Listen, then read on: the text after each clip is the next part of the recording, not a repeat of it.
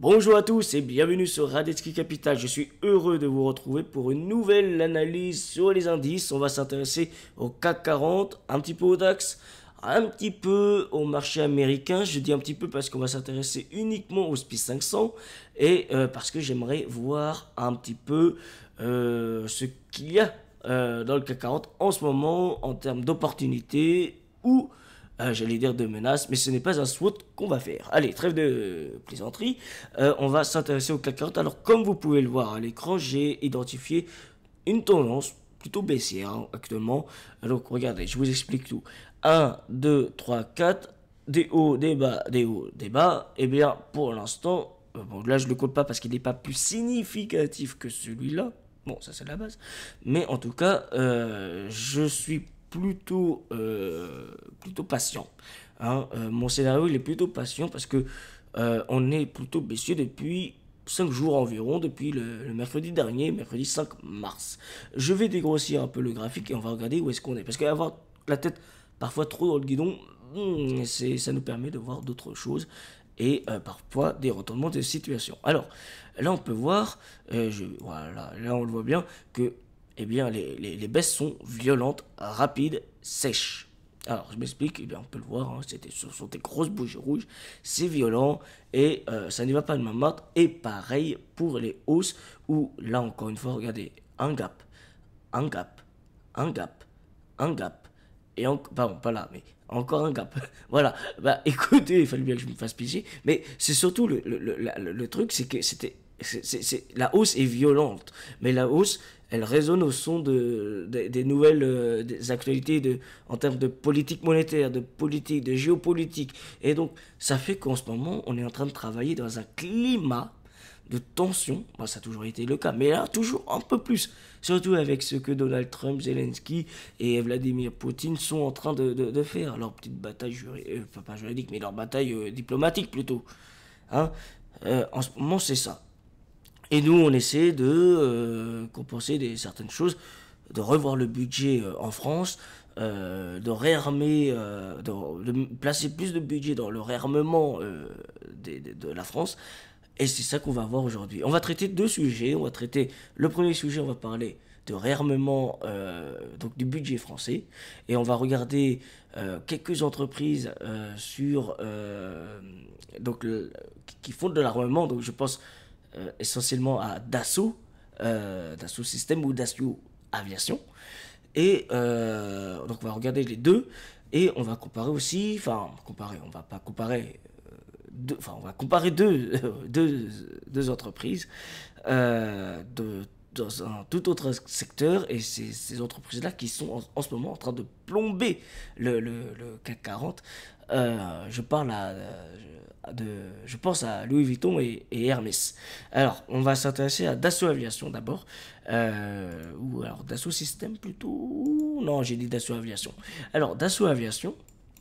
Eh bien, comme vous pouvez voir, hein, dès que on avait dit qu'on va réarmer la France, etc., qu'on va enlever ce budget-là du budget global de la France pour en faire un budget exceptionnel d'un côté, ce qui est peut-être le mieux à faire, sinon on ne rentre plus dans le critère critère de la BCE, donc Banque Centrale Européenne, ou sinon on crèverait notre budget, mais à titre exceptionnel, ce serait plus intéressant et plus intelligent. Eh bien, on voit bien que forcément, ces actions qui sont bien implantées en France, eh bien, volent, sont dans les nuages, et sont complètement partis sur une autre galaxie, étant donné que on peut le voir, hein, c'est plus qu'un gap là, c'est plus qu'un gap haussier, c'est stratosphérique, strophérique. Voilà. On passe quand même de 245 pour côté à peu près 290, voire maximum 306. Alors, ce qui est très très intéressant, c'est dans ces cas-là, où est-ce que j'investis? Ou comment je rentre dans cette action, comment j'ajuste mes positions, est-ce que je sors, est-ce que je reste, voilà. Alors on va répondre quand même au premier cas de figure, c'est si j'ai des portefeuilles, si j'ai des actions dans mon portefeuille, on va parler français, pardon, si j'ai des actions, si je détiens des actions dans mon portefeuille, eh bien la meilleure chose à faire, c'est bah, restez attentiste.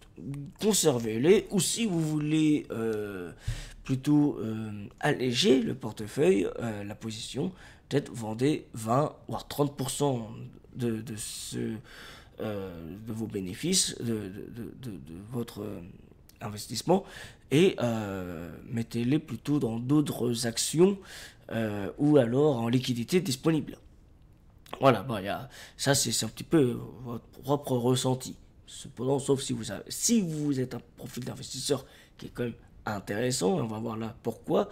Parce que en termes de dividendes, eh bien, on sait que en termes de dividendes, euh, Dassault Aviation propose sur 2024 propose 3,61 € par action. Et en 2025, c'est une estimation à 4,30 €. Et en 2026, 5,16 €. Donc, il faut renforcer la position, mais l'objectif d'achat, ce serait aux alentours de 250, 260 € dans ces zones-là. D'accord? Pour pouvoir y intégrer. Parce que on pourrait renforcer cette position, accompagner cet élan, étant donné que là, c'est vraiment, il y a les politiques qui sont un peu derrière nous pour dire, ok, on va mettre et injecter de l'argent pour refaire de l'armement. D'accord? On va regarder maintenant Dassault Systèmes.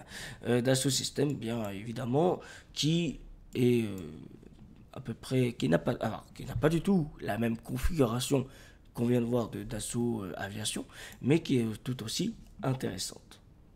Alors, on peut voir que sur Dassault Systèmes, on cote 40 €, mais depuis le début, on n'est pas à son prime, hein, parce que son prime c'était en 2021 et on cotait 56 €. Alors, c'est quoi la différence entre Dassault Aviation et Dassault Systèmes? Eh bien, déjà c'est qu'elles n'ont pas le même business. Dassault Systèmes est un acteur mondial dans le domaine des logiciels, de gestion de cycle de vie des produits et de la modélisation 3D. D'accord? Et tandis que Dassault Aviation est une industrie dans l'aéronautique et de la défense.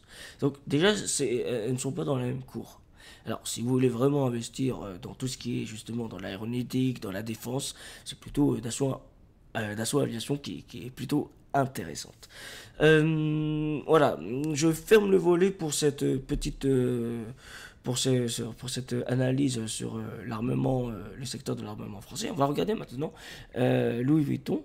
J'en ai fait une vidéo il n'y a pas longtemps et j'avais déterminé des points intéressants d'achat. Et c'était plutôt les 610, 620 € pour être à l'achat. Alors on voit bien que là c'est complètement la débandade, hein. Ça bouge, ça descend, ça a une tendance baissière très bien marquée. Alors où est-ce que ça va aller?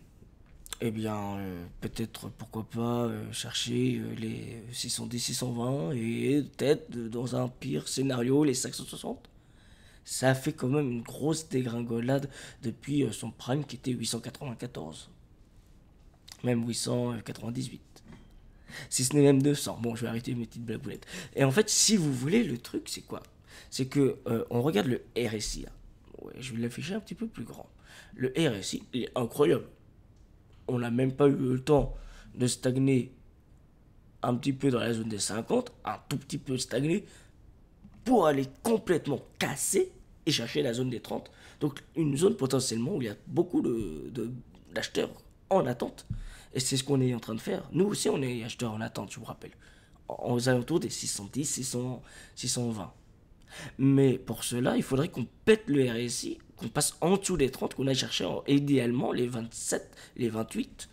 Une fois qu'on aura passé les 27, 28 et qu'on voit que ça recommence à remonter aux alentours des 30, eh bien là, on pourrait se positionner à l'achat et potentiellement profiter d'une hausse temporaire, en mode court terme. D'accord? Eh bien, en fait, ça se traduit comment cette action de LVMH qui chute pareil que Hermès, qu'on va regarder là maintenant, qui perd aujourd'hui 0,87% et qui, regardez, là aussi, a une énorme destruction, enfin, une destruction, c'est une énorme baisse, c'est violent. Pareil, même scénario, avec un RSI qui va être pas loin d'être pété dans dessous des 30. Et là, je vous dis clairement, là, c'est un couteau qui tombe hein, sur Hermès. Alors, ce qui est très intéressant de savoir quoi, c'est quoi? C'est déjà la consommation du marché chinois. Les consommateurs en Chine, ils consomment beaucoup moins. Et ça se traduit sur ce qu'on voit à l'écran actuellement. Ça se traduit sur les prévisions. les consommateurs chinois consomment moins, une baisse de l'actif, et tout ça, moins de résultats, moins de chiffre d'affaires attendu. Les dividendes seront peut-être changés au cours d'une nouvelle assemblée générale. Mais en tout cas, pour l'instant, c'est ça, et c'est cette pondération du CAC 40 qui est en train de faire baisser, voire même devenir le CAC 40 morne, parce qu'on l'a regardé tout à l'heure, je vais le réafficher à nouveau à l'écran, mais le CAC 40, il est morne en ce moment. Il est plat, enfin il descend, il baisse, il y va. Il était suspendu sur un petit nuage pendant un petit moment parce qu'il y a eu, il y a une semaine environ, un peu moins, des annonces, etc. incroyables. Là, c'était la folie des grandeurs. Tout le monde, il y avait une explosion et tout. Même la crypto-monnaie avait pris plus 20%. Et aujourd'hui, là, on est en train de baisser complètement. On est en train de baisser. On en revoit un petit peu la réalité en face. Bon, on va passer maintenant au DAX. Le DAX, c'est quoi? Là, on est clairement sur une zone potentiellement d'achat. Chartissement, graphiquement parlant, on est à 20 sur le RSI. Et regardez, hop. On retourne dans la zone des 28, 29, on peut aller chercher les 50, voire même les 55.